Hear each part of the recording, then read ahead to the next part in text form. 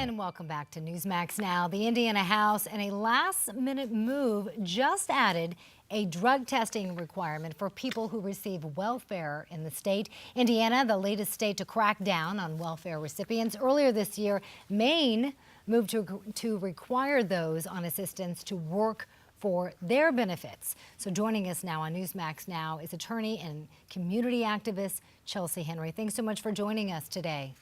Thank you so much for having me. Chelsea, what's your take on the new Indiana provision to require drug testing for those who are on welfare? Listen, the basic principle when you look at all of these bills across the country is that if you're receiving any type of money from the government, you're receiving money from those who are going to work every day. The money that the government has is from hardworking people like you and I. It's our taxpayer dollars. And so when we look at these different provisions from Indiana to Maine to Kansas to Missouri, the bottom line is that it is okay for there to be restrictions. None of the restrictions that have been imposed, whether it's drug testing or limiting where you can spend your funds, your EBT card, affects a person's ability to get housing, food, water, or clothing. And so I think that they're great ideas. Chelsea, you wrote a candid article for the Washington Post in which you reveal that you grew up as a child on welfare. You say you and your family didn't use the assistance to go to nail salons or eat filet mignon, but you know people who actually did. Can you explain? Yes. So listen, my mom, I learned my thriftiness, my conservativeness from my mother. Every penny counted. And so I'm very familiar with generic brands and just the fact that government assistance was there to help bridge a gap when my mother needed it. And so there were people around us who received government aid and they misused it. They abused the system. They would exchange their food stamps for money to go and buy clothes and different things that were not the basic necessities for which the programs are intended for. These welfare programs, I believe in a safety net because I believe that anytime any of us can land on hard times, but their purpose is to be a bridge from that hard time to the best next step for you. Now, so Chelsea, then how do you respond to critics like the Washington Post, Dana Milbank, who says the proposed legislation is a rush to humiliate the poor? We're actually referring to what's going on in Kansas as well.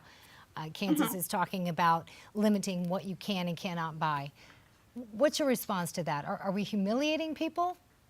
Listen, I don't think it's humiliating at all. At the end of the day, those who are on the system because they truly need assistance, those who are using the system because they're accepting and applied to have welfare because they're in a time of need, if they are really using the system to be that bridge, why would you care if you can't go to a spa? Why would you care if there needed to be a drug test? You are in a place where you are asking for help from others and you're saying, I need this help, but I'm doing everything that I can to find a job so that I can take care of me and my family. So how is it humiliating? We're not saying that.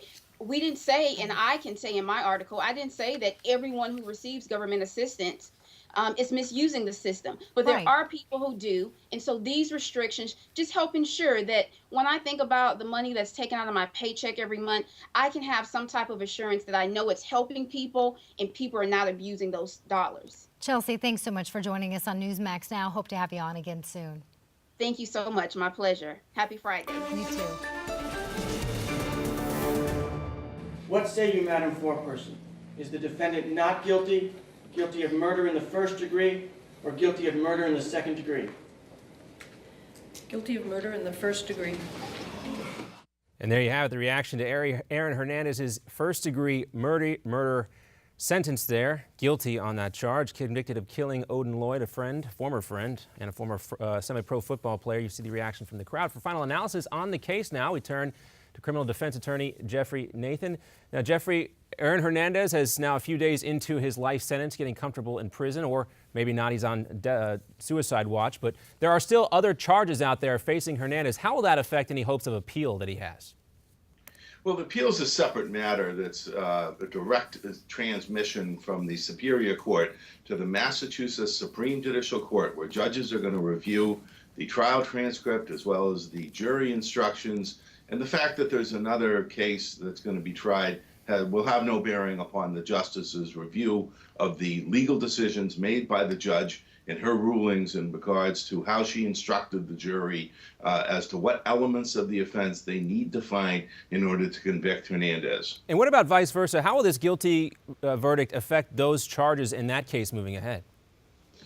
Well, one would conclude that the prosecutors in the new matter are going to try to use his conviction, if he takes the stand, to impeach his credibility on the following grounds: motive, intent, plan, opportunity, and design. And so that's how they can use it. They can't use it if he doesn't take the stand, but here it's more than likely, I think, that he's going to have to testify, and the subsequently he's going to have to live with that instruction that the jurors are going to get on his prior. So he's really kind of got a tough road to hoe, in my professional opinion. All right, Jeffrey, thanks so much for your insight on that. We'll be back right after this.